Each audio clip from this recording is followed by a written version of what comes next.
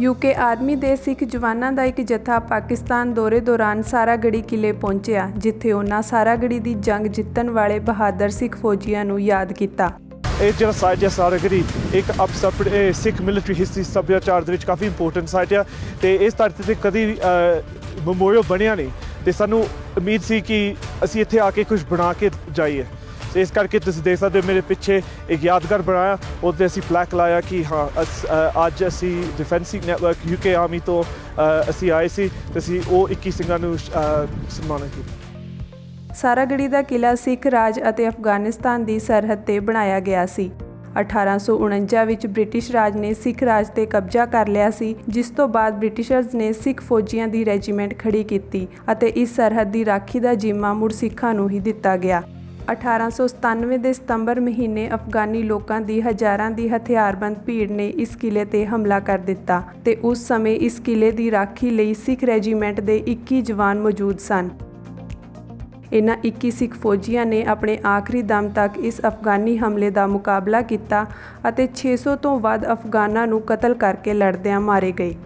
ਸਾਨੂੰ ਬਹੁਤ ਪਿਆਰ ਆ, ਬਹੁਤ ਮਾਣ ਆ ਕਿ ਇਸ ਧਰਤੀ ਤੇ ਸਾਨੂੰ ਦਰਸ਼ਨ ਕਰਨ ਦਾ ਮੌਕਾ ਮਿਲਿਆ ਤੇ ਆਪਣੇ ਸਿੱਖਾਂ ਦੇ ਜਿਹੜੇ historical important sites Nankana Sahib, Panja Sahib, ਇੱਦਾਂ ਦੇ ਵੀ ਗੁਰਦੁਆਰੇ ਮੱਥਾ ਟੇਕਣ ਨੂੰ ਵੀ ਮੌਕਾ ਮਿਲਿਆ। ਕੁਝ ਬੋਲ ਨਹੀਂ ਹੋ ਰਿਹਾ ਕਿਉਂਕਿ ਕਾਫੀ ਇਮੋਸ਼ਨਲ ਦਿਨ ਆ, ਬਟ ਇਹੀ ਕਹਿਣਾ ਚਾਹੂੰਗੀ ਕਿ ਪਾਕਿਸਤਾਨ ਆਰਮੀ ਦਾ ਵੀ ਥੈਂਕ ਯੂ ਕਰਨਾ ਚਾਹੁੰਦੇ ਹਾਂ ਕਿ ਉਹਨਾਂ ਨੇ ਸਾਨੂੰ ਇੱਥੇ ਸੱਦਿਆ ਐਂਡ ਇੰਨੀ ਹੌਸਪਿਟੈਲਿਟੀ ਦਿੱਤੀ, ਜਨਰਸਟੀ ਕੀਤੀ, ਇਟਸ ਜਸਟ ਅਮੇਜ਼ਿੰਗ। ਪਾਕਿਸਤਾਨ ਦੇ ਫੌਜ ਮੁਖੀ ਕਮਰ ਜਾਵੇਦ ਬਾਜਵਾ ਦੇ ਸੱਦੇ ਤੇ ਬਰਤਾਨਵੀ ਫੌਜ ਦੇ 12 ਸਿੱਖ ਫੌਜੀਆਂ ਨੇ ਸਾਰਾਗੜੀ ਕਿਲੇ ਦਾ ਦੌਰਾ ਕੀਤਾ। ਇਸ ਜਥੇ ਦੀ ਅਗਵਾਈ ਮੇਜਰ ਜਨਰਲ ਸੇਲੀਆ ਜੇ Harvey, deputy commander field army UK ਕਰ ਰਹੇ ਸੀ। The Battle of Saragarhi was in 1897.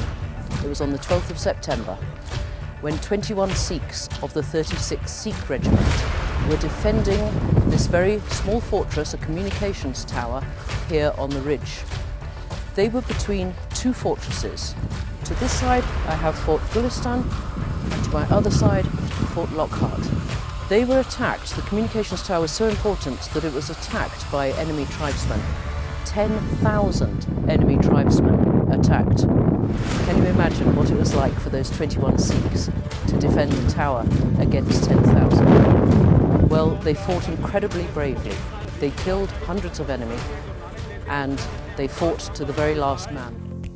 ਇਹ ਜੱਥਾ ਰਾਵਲਪਿੰਡੀ ਸਥਿਤ ਪਾਕਿਸਤਾਨ ਫੌਜ ਦੇ ਹੈੱਡਕੁਆਰਟਰ ਵੀ ਗਿਆ, ਜਿੱਥੇ ਫੌਜ ਮੁਖੀ ਕਮਰ ਜਾਵੇਦ ਬਾਜਵਾ ਨਾਲ ਮੁਲਾਕਾਤ ਕੀਤੀ।